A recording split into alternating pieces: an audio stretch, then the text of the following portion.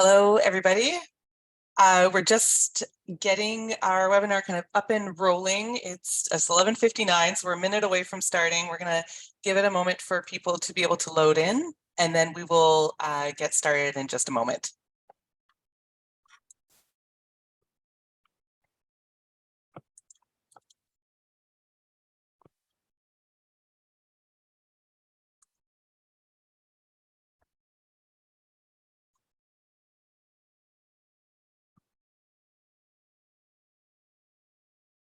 Okay.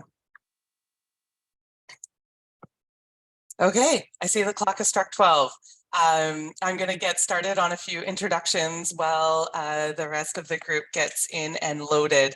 Thank you very much for being here today. Welcome to the online information session about the CBRD's recreation facility planning process. My name is Colleen Dane, and my role here today is to help this session move smoothly through the presentation and through the Q&A portion that will follow. Helping me on the technical side today is Ingrid Sly. So thank you, Ingrid, for your help.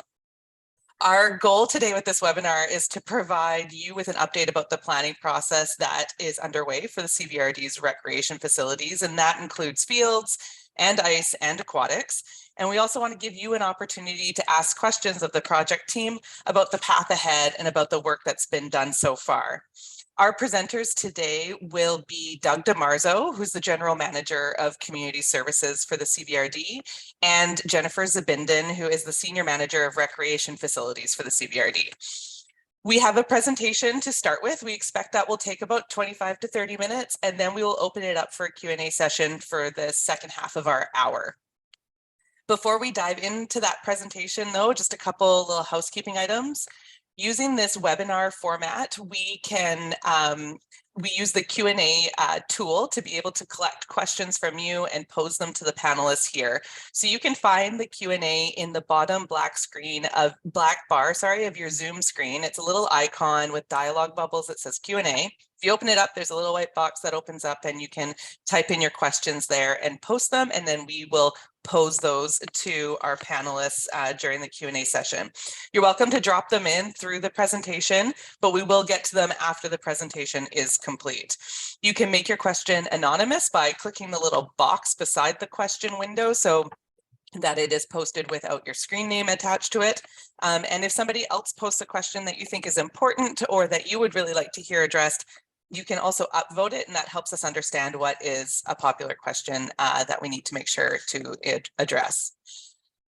We do hope to get to every question today. That is absolutely the goal. But should we run out of time, we will follow up with information to address any of the questions that are left outstanding. So please feel free to drop in your questions there, even if we're approaching kind of the end of our time together, because we will be able to follow up and make sure you get the information that you need. This session is being recorded. It will be shared to the CBRD's website. So if you don't remember all the details, you'll be able to go back and review it. And we also encourage you to share the link with others who you think might be interested in watching it at a later time. It'll be up in the next day or two. And then finally, if you're having any technical hiccups, audio or visual, please feel free to post it in the chat. Ingrid has just added a comment there with her contact information. So the chat's different than the Q&A in that bottom black bar of your Zoom screen. But if you add your comment there, we'll do our best to try and help troubleshoot from a distance so that you can fully engage in today's session. So with that foundation laid, I think it is time to dive into the content of our presentation today. Thank you again, everyone, for sharing your lunch hour with us today.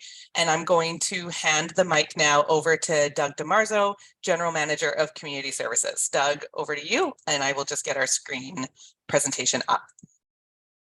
Thank you, Colleen, and good afternoon, everybody, on this beautiful day. And thank you for joining us for this update.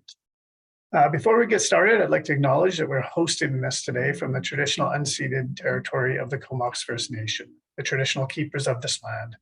We're thankful for the opportunity to recreate and play here. We know many of you value our recreation highly in our region, and we understand that the care of our facilities is important. Planning for those facilities and programs into the future is a very important task. so that we can ensure there is sufficient accessible and affordable services for our communities into the future. Throughout the last 2 years, we've undertaken a number of important assessments and engagements, collecting information about our current facilities, their current usage, and current conditions. We have also collected input from many of you about how you use these facilities and how you would like to use them in the future. If you contributed to those engagements by filling out a survey or attending a workshop, thank you. Your input helped to inform our directors as they work through their recent strategic planning efforts this spring. In those strategic planning sessions, our Comox Valley Recreation Commission considered feedback from the community, along with the results of assessments of our current facilities, to map out priorities for the years to come for our field, ice, and aquatic facilities. And that's why we're here today, to update all of you on the roadmap ahead. There's a lot of work still to determine what the final outcome will be for our facilities, but the planning completed to date has set the course for us to collect the information we need to make informed decisions. With that, I'll pass it over to Jennifer Zabinden, our Senior Manager of Rec Facilities, to walk you through some of the details of the roadmap. Great. Thank you, Doug. And thanks to everyone. And hello. Thanks again for joining the webinar today. We're pretty excited for what we're going to be putting forth. So as Doug started to outline, the Comox Valley Recreation Commission identified in 2019 that we needed to develop a long-term facility upgrade plan. In order to create that plan, we've been working to collect the information that would be foundational to the decisions included in it. In 2022, we completed some key assessments and engagements, including a field condition assessment, a field use survey with the public, an aquatic strategy with the City of Courtenay, including engagement with the community, an update to our arena strategy, and engagement on ice use and ice allocation. In early 2023, all of the insights and options collected through this preliminary study work was collected and shared with the Recreation Commission. They used that information to complete the strategic planning sessions, which resulted in a sorting of projects into priorities. So today, we're here to bring you all up to speed on all that's been done and share the plan ahead. As a result of the work that's been completed, the Rec Commission's strategic planning led to the development of an immediate, short, and medium-term priorities, which are summarized here. So you can see on the screen there. These include immediate, enhancing field facilities and completing further study assessment for a new turf field. Short-term, completed further assessments and study to guide decisions about an expansion to our ice arena. And medium-term, further study a proposed addition of a 25-meter pool at the Aquatic Center. So over the next few slides, I'm going to talk through a bit more about what we know about each of these priorities, which are field, ice, and aquatics, or grass, ice, and water, and about the proposed plans that have been identified. Before I dive in, though, I want to make one thing really clear off the top. The Recreation Commission has given direction about these next steps to investigate and the priorities for further consideration. But we need a lot more information before we know what of these will proceed and what the details will be about any projects that do move forwards. So with that note, let's dive in, starting at the first priority, which is field upgrades. So what we know. In 2022, we completed 2 very important reviews about our current field, which helped us better understand the condition of our fields and how they're being used and what the community wants for field amenities. The first was an updated field use study completed in the spring of 2022. We invited the community to share info about how they use our fields, formally or informally, adults or children, summer or winter, night or day. We got a lot of really helpful information and some key takeaways as well, including of the 486 respondents, fields are being almost equally used by children and adults. Half of respondents said they use fields both formally and informally. Over 50% said improvements to amenities and conditions would improve their experience, particularly in the winter. And over 28% said they would like to see new auxiliary buildings, and 15% said they would like to see improved maintenance at fields. Soccer was by far the most popular structured activity for respondents at 37%, more than double the second most popular activity of baseball, softball. We also completed a sports field strategy, which undertook condition assessments of fields beginning in June and through sports seasons in the summer and fall. Key findings here included municipal sport fields are generally in much better condition than school sport fields. There is capacity in sport fields, but a small number of fields accommodate the majority of program-based bookings. Improvements to booking policy and approaches can create a more streamlined field management system. And lastly, population growth will continue to put increased pressure on the current facilities. Proposed field upgrades. Considering the results of these, along with other factors, the Recreation Commission has given field updates the most immediate priority. There are field updates and amenities that we will begin immediately, such as added lighting to some fields, improved washrooms, upgrades to field access, and updates to booking processes to improve the experience. These are priority whether the fields are owned by the CVRD or others, such as the school district. An investment action plan will be developed with partners so that we can see these proceed. There will also be immediate work on additional assessments required for new artificial turf field. The need for a second artificial turf surface to accommodate future growth has been identified as a top priority. While 3 locations were considered, GP Vanier has been identified as the preferred option following meetings with the City of Courtenay, Town of Comox, 19 Wing, and School District 71, who has also confirmed support for this plan. Before we can get to a construction stage, though, there's more work that needs to be done, including geotechnical review to confirm suitability of the site, design work to identify capital and operating costs, life cycle of the field, and asset management. A feasibility study that would include proposed operating approaches and partnerships, specifications, and characteristics. We're starting on that work now. With these assessments to be completed this spring and summer, our goal is to have the information before the Rec Commission for a decision on whether to proceed to be made this fall in 2023. Next up, ice, what we know. So here we are, which has been identified as the next priority through our planning process. In 2022, we completed the ice use survey to understand more about how the arenas are being used, what demand there is, and for what programs or activities. We had a good response with nearly 1,200 people completing the survey. We learned some really important stuff, like 69.4% identifying as current ice surface users. Of those already participating, 28.6% said they would like to participate in more activities. The most used activity of participants was the Everyone Welcome drop-in skates. Non-users identified drop-in skating as the activity they were the most interested in. Key challenges for non-users, including feeling unclear about how to get involved and that scheduling didn't work for them. We also know from stakeholder feedback, there was more demand for ice time, particularly during prime time slots. To determine an approach for opening up time, we also undertook sessions with current ice users to identify steps to open up room. This inevitably leads to some people being displaced, which is unfortunate, but it also allowed for the increase in programs like Ringette and the Comox Valley Hockey League. We also know that there are facility upgrades needed at the sports center arenas. Maintenance of the Arena 1 ice slab is scheduled to be completed during the 2023 off-ice season and will include an analysis of its condition. Along with the ice surface maintenance, improvements to the mezzanine, parking, and external entry, improved spectator seating, and safety in Arena 1 are also a priority.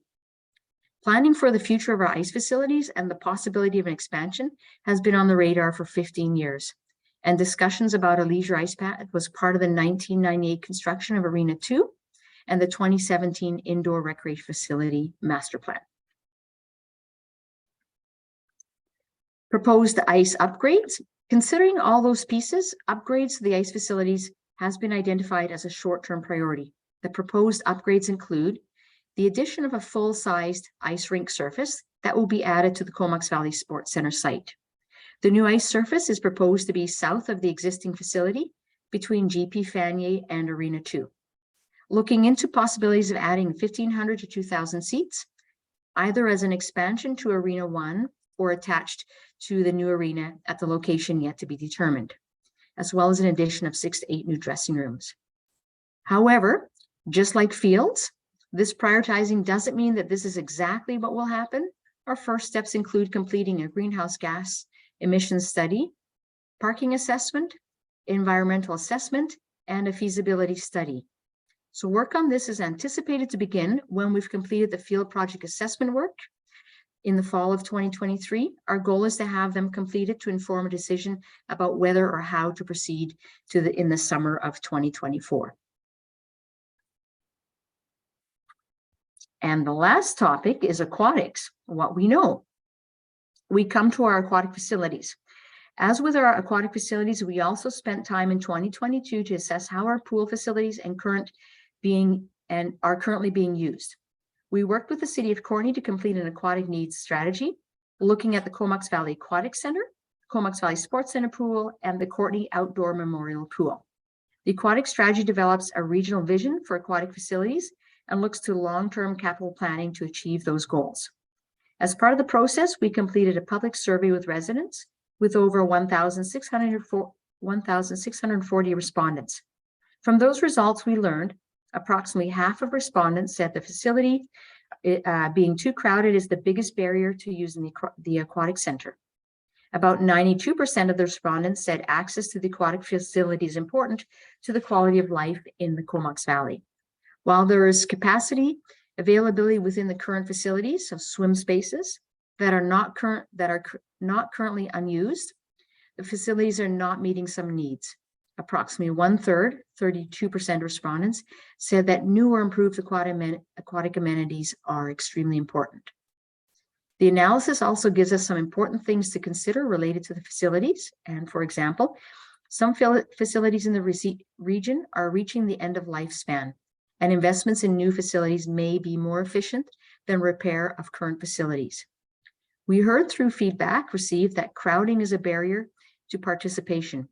However, use patterns for many activities suggest we are well underutilized. There are many swim spaces that are unused. For example, one person always having an available swim lane to themselves is nowhere near capacity. There is need to have facilities meet current accessibility requirements. Aquatics will likely experience an increased demand for swim lessons, therapeutic programs, and individual fitness. All of these programs could benefit from a different approach to pool temperature and depth. Consolidation of aquatic facilities at one site scored the highest of the options reviewed in terms of feasibility and meeting stated goals.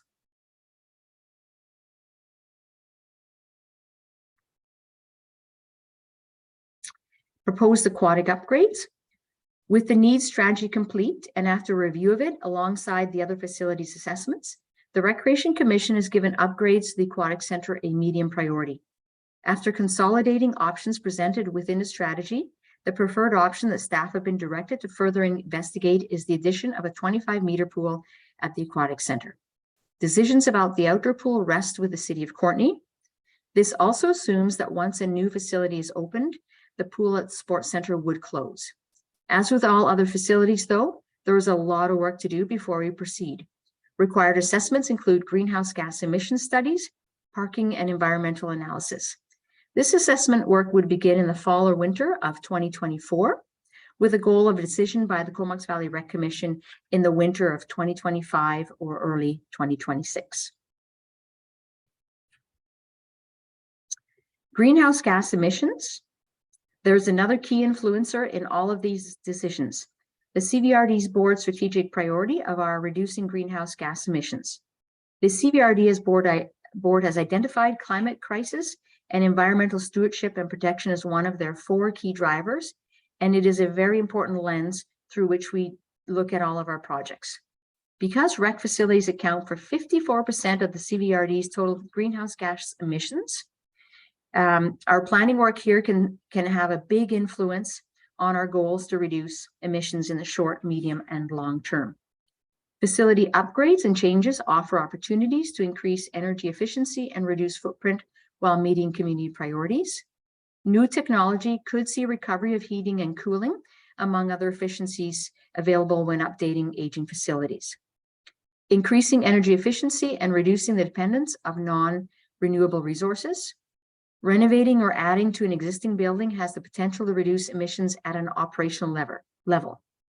So as I've said throughout this presentation, greenhouse gas emissions assessments and plans to reduce our impact will be a key part of any of the planning work and action to come. Beginning this summer, we'll be reviewing the greenhouse gas strategies for existing facilities to be completed by the end of the year. This will provide us some interim measures we can implement to start the work of reducing our footprint. And with that, I'm going to pass over to Doug, who can show how all of these come together in terms of timing and cost.